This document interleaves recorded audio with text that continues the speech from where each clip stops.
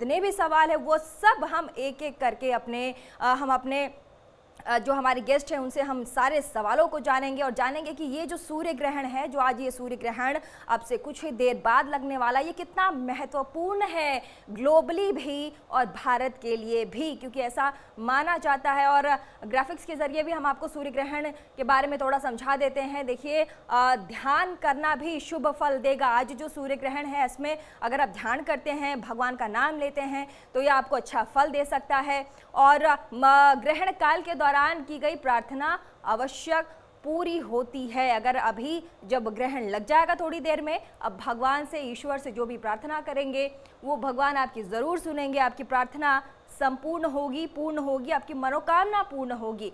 तमाम तरह के सवाल हैं जहन में, लोग इस वक्त घबराए हुए भी होते हैं क्योंकि सूर्य ग्रहण एक ऐसा समय होता है, भारत में अमूमन देखा जाता है प्राचीन काल से ही। अगर हम वेदों, पुराणों और प्राचीन सभ्यता जो हमारी भारत की रही, अगर उसकी बात करें तो सूर्य ग्रहण का काफ़ी महत्व रहा है। और तरह तरह की चीज़ें, भ्रांतियाँ और जो भी मिथ है वो भी सूर्य ग्रहण से लोगों को उससे जुड़ी हुई है कि ये करना चाहिए, ये नहीं करना चाहिए, क्या करना चाहिए, क्या नहीं करना चाहिए। लोग डरे हुए भी होते हैं क्योंकि स्त्रियाँ, बच्चे, वृद्ध हर किसी के घर में है और सबको यही सोचता है कि ये जो सूर्य ग्रहण है उसका ज़्यादा प्रभाव उनके परिवार पर ना पड़े, जो भी दुष्परिणाम है उस ग्रहण का प्रभाव उनके परिवार पर, उस गर्भवती महिला पर, उनके छोटे बच्चे पर, वृद्ध पर ना पड़े। इन सब के बारे में हम आपको इस महा कवरेज में पूरी जानकारी देंगे, एक एक चीज़ की डिटेल आप तक पहुंचाएंगे। और हमारे तमाम जो पैनल में गेस्ट होंगे वो आपसे जुड़ेंगे, आपसे मुखातिब होंगे, आपके सवालों को हम खुद उनसे पूछेंगे कि आखिर आज के दिन कैसे सावधान रहना चाहिए, आज के दिन किन भगवानों की पूजा अर्चना करना चाहिए। हम आपको बताएंगे राशि के हिसाब से किन भगवानों की आज आप पूजा करें, किन भगवान का आप ध्यान करें इस सूर्य ग्रहण में, ताकि आपको ये जो ग्रहण है इससे ज़्यादा फल आपको मिल सके।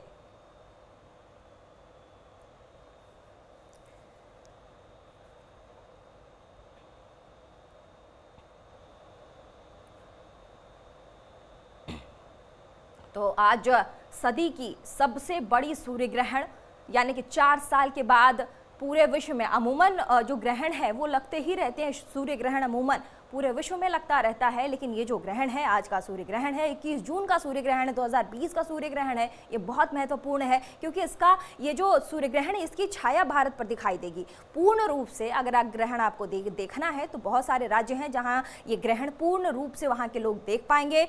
उत्तराखंड, टिहरी, सिरसा और मेरठ, ऐसे राजस्थान, ऐसे बहुत सारे राज्य हैं जहां पर इसका प्रभाव होगा। उत्तराखंड के लोग, टिहरी के लोग संपूर्ण सूर्य ग्रहण को देख पाएंगे। वलयकार सूर्य ग्रहण आज के सूर्य ग्रहण को कहा जा रहा है। तो सबसे पहले मैं आपको ये समझा देती हूँ कि वलयकार किसे कहा जाता है।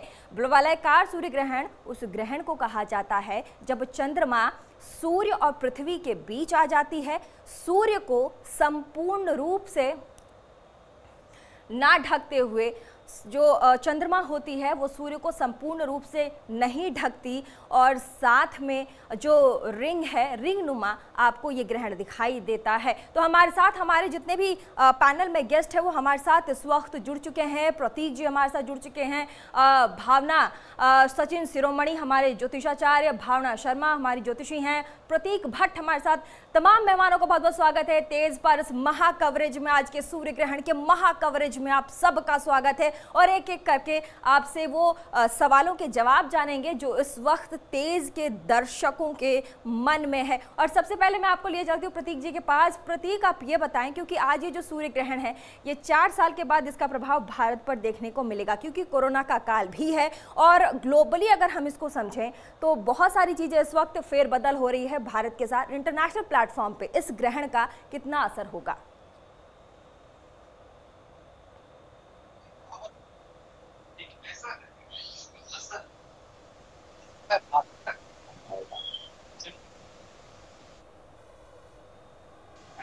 होता है, लेकिन शहर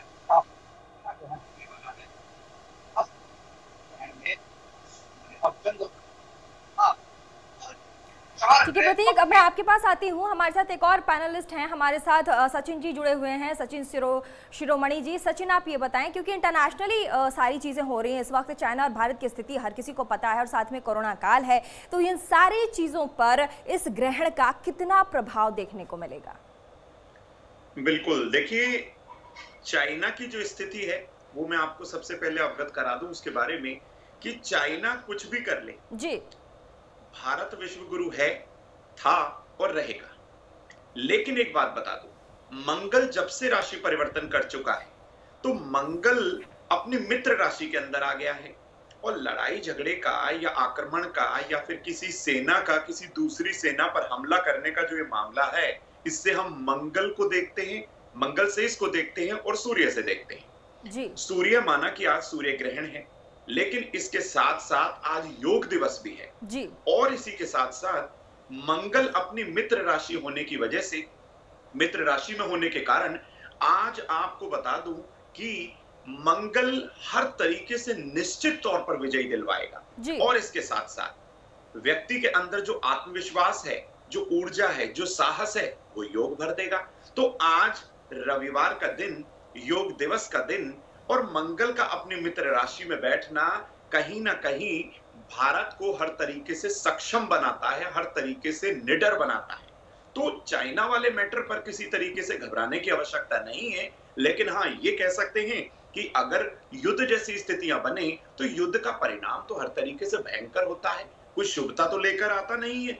तो ग्रहण को लेकर आप बिल्कुल निश्चिंत हो जाइए, कोई घबराने की आवश्यकता नहीं है। हर व्यक्ति विशेष योग पर ध्यान दे और हर तरीके से और बैठकर भगवान सूर्य नारायण की उपासना जरूर करें, क्योंकि सूर्य ऊर्जा के, साहस के और मंगल भी ऊर्जा का और साहस का कारक माना गया है।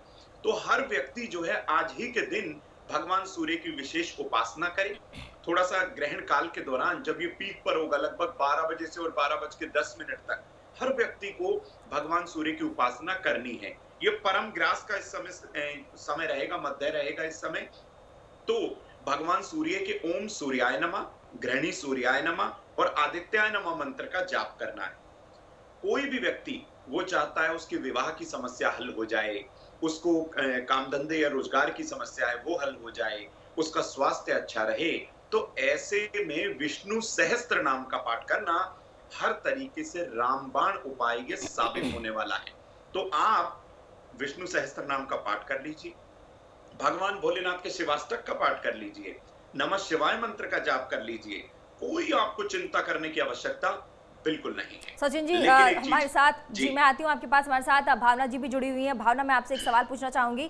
भावना, इस वक्त क्योंकि लॉकडाउन जैसी सिचुएशन भी है पूरे भारत में और साथ में बच्चे हैं, उनके स्कूल कॉलेजेस बंद है और घर पे वो बंद है, बहुत ऐसे कंप्लेंट्स भी पेरेंट्स के आए हैं कि बच्चे पढ़ते नहीं हैं और तमाम तरीके की चीज़ें, और ऐसे में सूर्य ग्रहण का लगना, क्या बच्चों के लिए किया जाए, उनके पेरेंट्स क्या करें कि उनकी बुद्धि बढ़े, पढ़ने लिखने में ध्यान दें वो?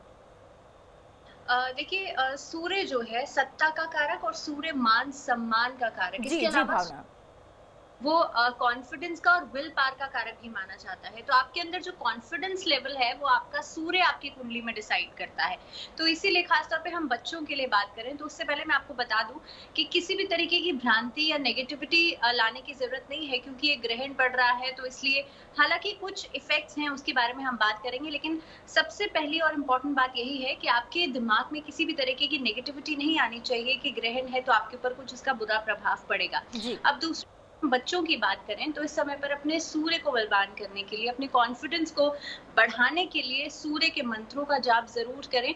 और मैं सबसे यही कहूंगी कि नारायण कवच का पाठ करना इस समय पर बहुत ज्यादा श्रेष्ठ रहेगा।